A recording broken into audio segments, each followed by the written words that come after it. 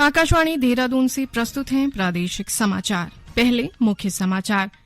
केंद्रीय सड़क परिवहन एवं राजमार्ग मंत्री नितिन गडकरी आज उत्तराखंड के लिए 6,900 करोड़ रुपए से अधिक की 38 राष्ट्रीय राजमार्ग परियोजनाओं का लोकार्पण और शिलान्यास करेंगे।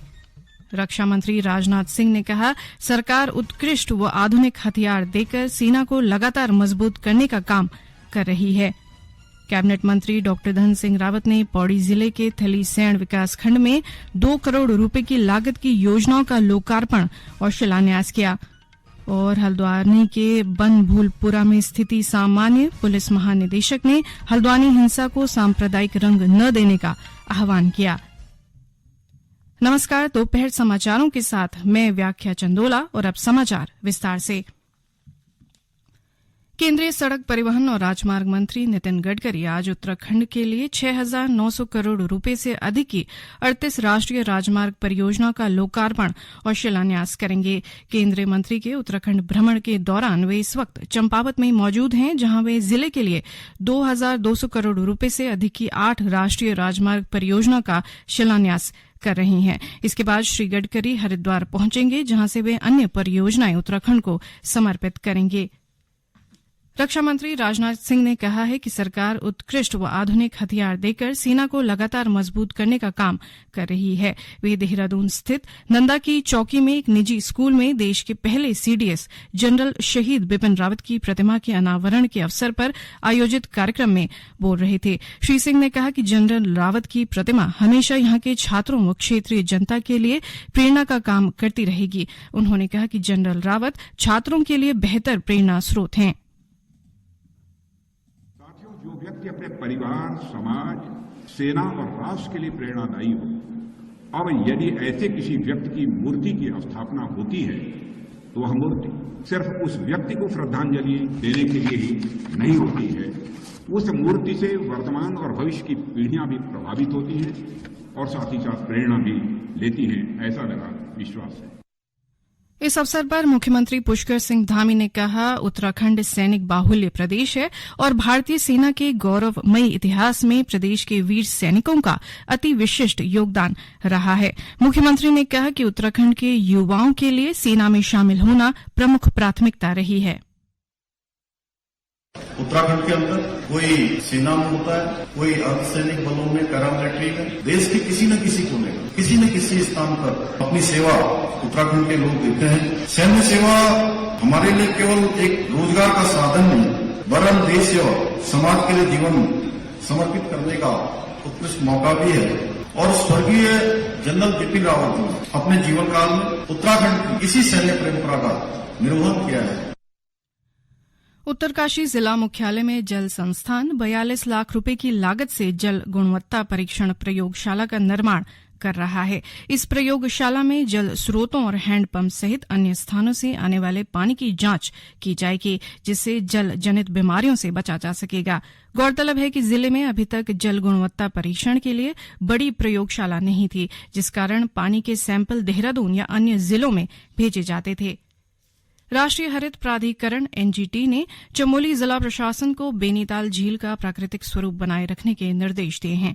इसी कड़ी में जिलाधिकारी हिमांशु खुराना ने बेनीताल झील के वेटलैंड होने या न होने की जांच के लिए जिला स्तरीय समिति का गठन किया है।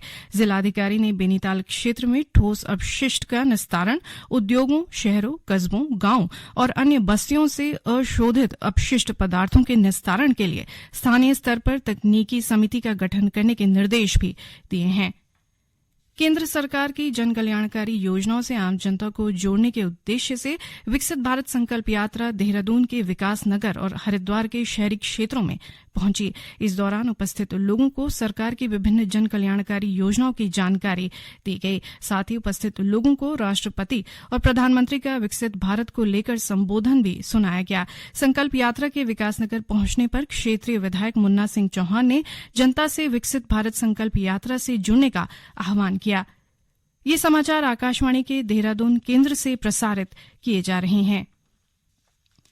कैबिनेट मंत्री डॉक्टर धन सिंह रावत ने पौड़ी जिले के थलीसैंण विकासखंड में क्षेत्र के लिए 2 करोड़ रुपए की लागत की योजना का लोकार्पण और शिलान्यास किया। इस अवसर पर उन्होंने कहा कि प्रदेश में केंद्र और राज्य सरकार की जनकल्याणकारी योजनाओं को प्राथमिकता के आधार पर पूरा किया जा रहा है। इस मौके पर आयोजित बहुउद्देशीय शिविर में डॉक्टर रावत ने प्रधानमंत्री आवास योजना को लेकर आ रही समस्याओं के निस्तारण के लिए खंड विकास अधिकारी को आवश्यक दिशा निर्देश दिए। उन्होंने ग्राम सभाओं में खुली बैठकों का आयोजन कर प्रधानमंत्री आवास योजना के पात्र लाभार्थियों की सूची प्रस्तावित करने को भी कहा।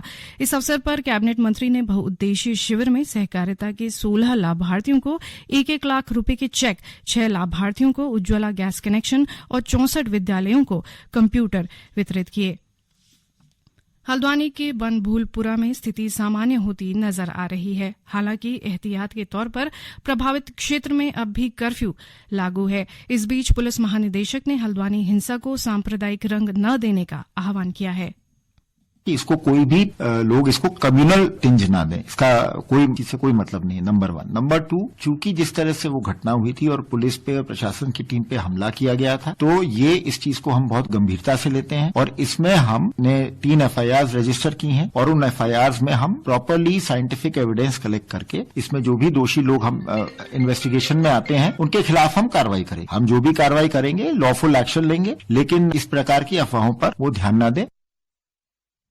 बनभूलपुरा हिंसा में पुलिस की अब तक की कार्रवाई पर नैनीताल की जिलाधिकारी वंदना सिंह ने कहा कि हल्द्वानी में स्थिति सामान्य है, इसलिए कर्फ्यू में कुछ छूट दी गई है, लेकिन बनभूलपुरा में स्थिति नियंत्रण में आने तक कुछ पाबंदियां रहेंगी। अभी तो क्योंकि शांति बनी हुई है तो पूरे शहर के अंदर ढील दी गई है। बनभूलपुरा क्षेत्र में अभी थोड़े दिन के लिए हम लोग रेस्ट्रिक्शंस तब तक रखेंगे जब तक सारी सिचुएशन कंट्रोल में नहीं है। आज विश्व रेडियो दिवस है। इसका उद्देश्य रेडियो के महत्व के बारे में लोगों में जागरूकता बढ़ाना और रेडियो के माध्यम से सूचनाओं के प्रसार को बढ़ावा देना है। इस वर्ष का विषय है रेडियो, एक सदी की सूचना, मनोरंजन और शिक्षा। विश्व रेडियो दिवस पर आकाशवाणी की प्रधान महानिदेशक डॉक्टर वसुधा गुप्ता ने एक संदेश जारी किया है। नमस्कार, आप सभी रेडियो प्रेमियों को विश्व रेडियो दिवस की हार्दिक शुभकामनाएं। आकाशवाणी लगभग 1 सदी से सूचना, शिक्षा और मनोरंजन का एक अद्वितीय और सशक्त माध्यम रहा है। आकाशवाणी की पहुंच देश के हर हिस्से में, कोने कोने में है। 23 भाषाओं और 182 बोलियों में प्रसारण आकाशवाणी की शक्ति और विशिष्ट पहचान है। अनगिनत माध्यमों के बीच आकाशवाणी अपने कार्यक्रमों और खबरों के प्रामाणिकता और विश्वसनीयता श्रोताओं के बीच बनाए रखे हुए है। इस आधुनिक युग में भी बाढ़, तूफान जैसी आपदाओं में लोगों तक सूचना पहुंचाने में आकाशवाणी एकमात्र साधन रहा है। पिथौरागढ़ जिले के राई आगर में पंचशूल ब्रिगेड की CSD कैंटीन एक्सटेंशन काउंटर का उद्घाटन ब्रिगेडियर समर प्रताप सिंह चौहान ने किया। इस मौके पर उन्होंने कहा कि कैंटीन खुलने से गंगोली हाट व बेरीनाग क्षेत्र के करीब 10,000 सैनिक व पूर्व सैनिकों को इसका लाभ मिलेगा। इससे पहले सैनिकों व पूर्व सैनिकों को कैंटीन सेवा से जुड़ने के लिए 90 किलोमीटर दूर बागेश्वर जाना पड़ता था। पूर्व सैनिक वेलफेयर एसोसिएशन लंबे समय से कैंटीन खोलने की मांग कर रही थी। कैंटीन खुलने से सैनिक आश्रितों व पूर्व सैनिकों ने सैन्य अधिकारियों का आभार जताया। अंत में मुख्य समाचार एक बार फिर।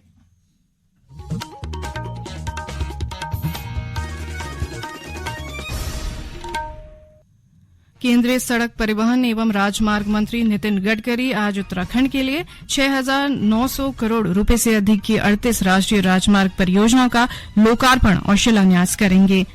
रक्षा मंत्री राजनाथ सिंह ने कहा, सरकार उत्कृष्ट व आधुनिक हथियार देकर सेना को लगातार मजबूत करने का काम कर रही है। कैबिनेट मंत्री डॉक्टर धन सिंह रावत ने पौड़ी जिले के थलीसैंण विकासखंड में 2 करोड़ रुपए की लागत की योजनाओं का लोकार्पण और शिलान्यास किया। और हल्द्वानी के बनभूलपुरा में स्थिति सामान्य, पुलिस महानिदेशक ने हल्द्वानी हिंसा को सांप्रदायिक रंग न देने का आह्वान किया। इसके साथ ही प्रादेशिक समाचार का ये बुलेटिन समाप्त हुआ। नमस्कार।